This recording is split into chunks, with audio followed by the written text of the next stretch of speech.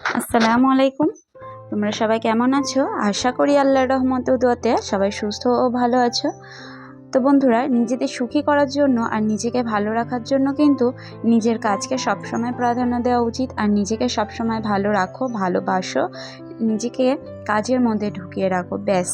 আর এখন কিন্তু ঘড়িতে ওই 5টা 20 মতো বাজে। তো আমি ব্রাশ করতে উঠে পড়েছি।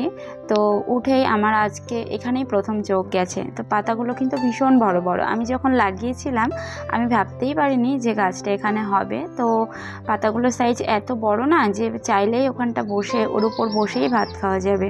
তো যাই হোক, পাতাগুলো দেখছি হঠাৎ করে পুড়ে গেছে, হয়তো রোদ তাপের কারণে, জানি না কেন। তোমাদের যদি জানা থাকে আমাকে কিন্তু অবশ্যই জানিও। আর পাশেই রয়েছে আমার একটা কারি পাতার গাছ।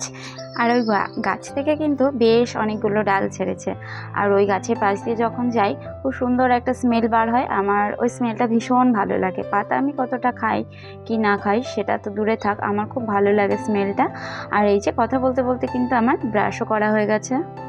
সকালে কিন্তু ছেলের স্কুল আছে 7টা থেকে। তো ওই যে ঘড়িতে দেখতে পেলে আমি উঠে ফ্রেশ হয়ে বাইরে থেকে ঘরে এসেছি, তখন হচ্ছে ওই 5টা 40 মতো বাজে। আর এর আগে কিন্তু দুবার দেখেছি, কিন্তু আমার ছেলে ভীষণ ঘুম কাতুরে, মানে সকালে উঠতেই পারে না।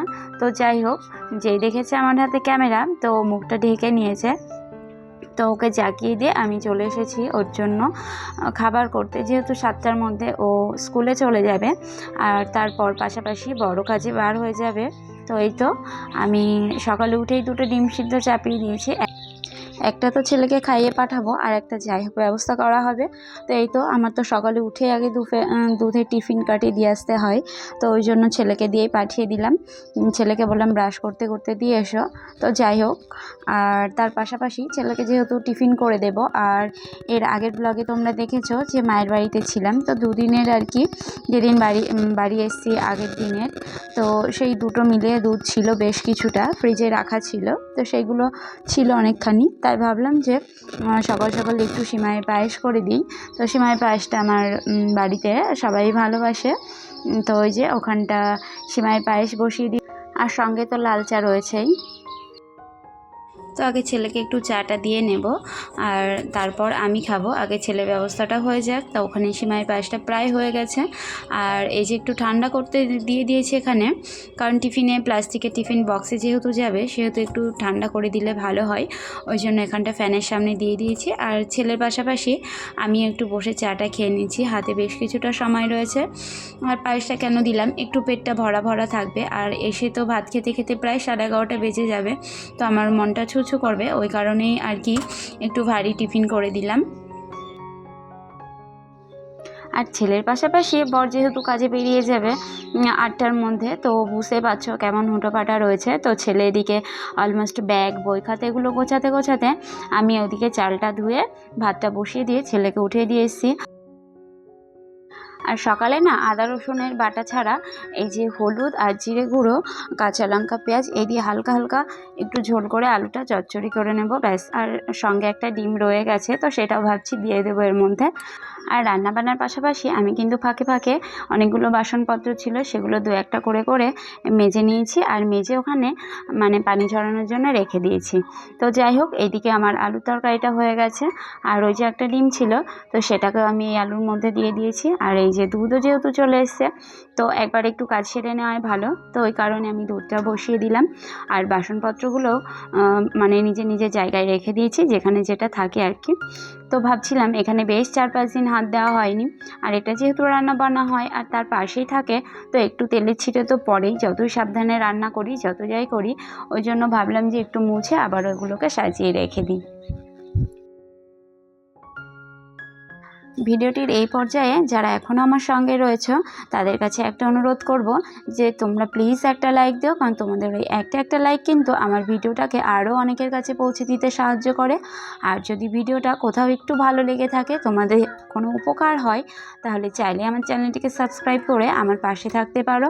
আর যদি সাবস্ক্রাইব করো তো পাশে থাকা বেল আইকনটিকে ক্লিক করে অল অপশানটি ক্লিক করে দিও। তো এই যে তোমাদের সঙ্গে কথা বলতে বলতে আমার কিন্তু কিচেন আলমারিটা গোছানো হয়ে আছে। আর এর মধ্যে আমার মাম্মাম এখানে উঠে পড়েছে। তো পাড়াতে চাল তুলতে এসছে মাদ্রাসা থেকে, তো ওইগুলো দিতে ভীষণ ভালোবাসে, তো ওই জন্য ওর হাতে একটু চাল দিলাম দিয়ে আসার জন্য।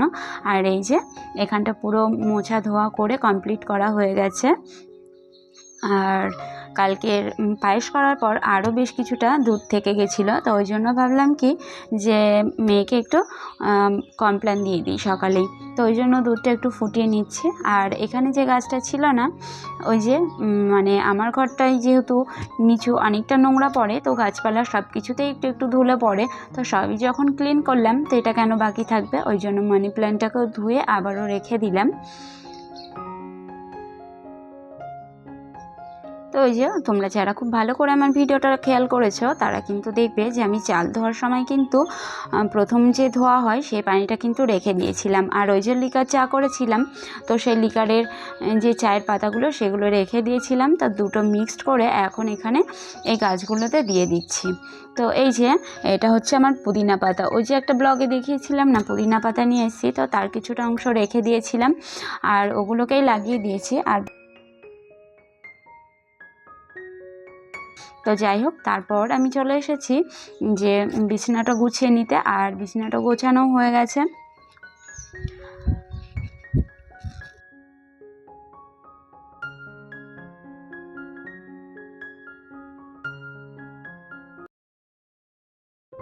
সব গাছগুলোকে যেহেতু আজকে একটু পরিষ্কার করে দিচ্ছি, তা এই বা কী দোষ করেছে, তাই না? তো ওই জন্য ভাবলাম এটাকে একটু ধুয়ে দিই।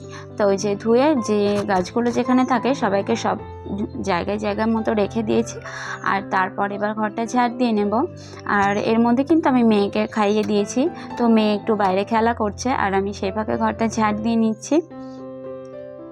তো এই যে আমার সোফাটাতে আমি কোনো কভার লাগাই না কেন, কভার রয়েছে, কিন্তু ওই যে ছেলে মেয়ে রাত দিন এখানটায় খেলা করে আর হচ্ছে লাফালাফি করে, তো আমার ওটা যে কতবার কাজ বাড়াই আর একটু তো গোছানো থাকে না, ওই জন্যই আমি আর কি ওটা উঠিয়ে দিয়েছি। আর ওই যে দেখছো একটা কিন্তু ছিঁড়েও দিয়েছে, মানে এর উপরেই আর কি সমস্ত অত্যাচারটা হয়, তো ওই জন্য ভাবলাম যে উপরটাতে দেবো না, নিচটাতে দেবো, কারণ পায়ে পায়ে যে নোংরাগুলো পড়ে সেগুলো আমি চাইলেই এটা উঠিয়ে নিয়ে পরিষ্কার করে নিতে পারবো। আর তারপরেই না আমার ভীষণ খিদে পেয়ে গেছিলো, যেহেতু উঠেছি 5টার পর, তো রান্নাবান্নাও হয়ে গেছে আর কাজের তো শেষ নেই সংসারে, ওই জন্য আমি ওখানটায় বেশ একটু ভাতটা খেয়ে নিয়েছি। ভাতটা খেয়ে নিয়ে আবার ওই যে 2-1টা বাসনপত্র হয়েছিল সেগুলো মেজে ধুয়ে যার যার জায়গায় রেখে দিয়েছি। আর তারপর এই ঘরের লাস্ট কাজ হচ্ছে ঘরটাকে একটু মুছে নিচ্ছি, তাহলে মোটামুটি আমার এদিকের সমস্ত কাজই হয়ে যাচ্ছে। আর থাকবে হচ্ছে বাসি জামা কাপড়গুলো আর হচ্ছে দুপুরে রান্না বান্না, আর থাকছে আমার ওই দিকের ঘরটা। তো এই ফাঁকে এখন মেয়েকে শাশুড়ি মার সঙ্গে পাঠাবো হচ্ছে একটু ছোট যে অঙ্গনের স্কুল সেই স্কুলে। তো দেখো মেয়েকে বাইরে ভীষণ রোদ, ছাতা তো নিতে পারবে না, ক্যারি করতে পারবে না, ওই জন্য ওর একটা টুপি রয়েছে, তো টুপিটা পরিয়ে দিয়েছি।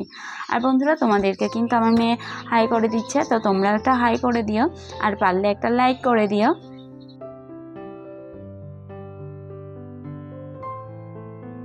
তো ওই যে ওই দিকের ঘরের সমস্ত কাজ কিন্তু আমার কমপ্লিট হয়ে গেছে। আর এইদিকে যে দেখলে এদিকে তো ছেলে পড়ে স্কুলে গেছে, তো বই খাতা পুরো ছড়িয়ে ছিটিয়ে রেখে গেছে, সেগুলোকে গুছিয়ে নিয়ে ঘরটাকে এবার একটু ক্লিন করে নেব আর বিছনাটাও গুছিয়ে নেব। তো ওই ঘরের যে চাদরটা সেটা কিন্তু এই ঘরে দিয়েছি, জানো তো ওই ঘরের থেকে এই ঘরে না চাদরটা একটু বেশিই খেলছে, তো ওই জন্য ভাবলাম এই ঘরেই পাতা থাক। তো ওই যে আর যা কিছু ফার্নিচার টুকিটাকি রয়েছে সেগুলোকে একটু হালকা হাতে মুছে নিচ্ছি, কেননা একদিন দুদিন বা প্রতিদিন এরকম হালকা হালকা মুছলে কিন্তু বেশ পরিষ্কার থাকে আর নিজের মনটাও বেশ ভালো লাগে। তো যাই হোক ঘরটা ঝাড় দিয়ে নেব আর তারপর কিন্তু আমি ঘরটা মুছেও নেব।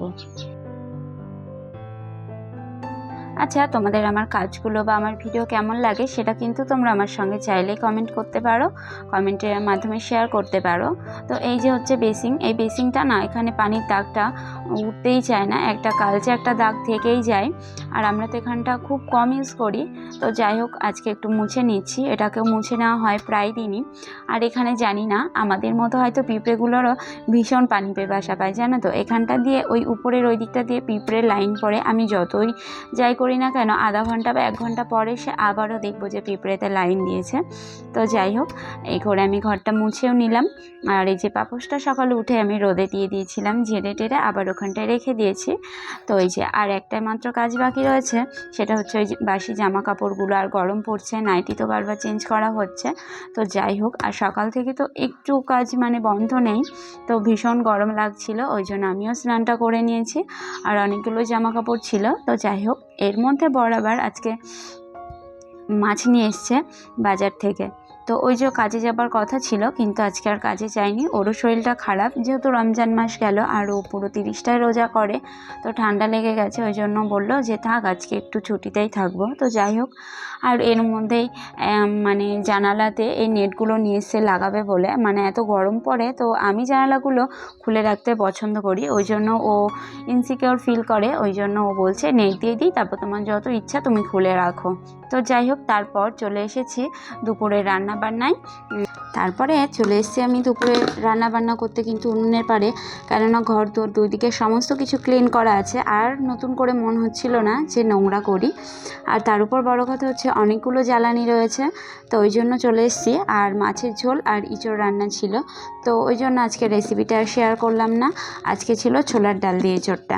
তো যাই হোক, এর মধ্যে জামা কাপড় শুকিয়ে গেছে রান্না বান্না শেষে, তো সমস্ত জামা কাপড়গুলো উঠিয়ে নিচ্ছি। আর এখন ওই ঘড়িতে প্রায় 2:30 মতো বাজে, আর আমরা এখন সপরিবারে বসে পড়েছি দুপুরের খাওয়া দাওয়া সারতে।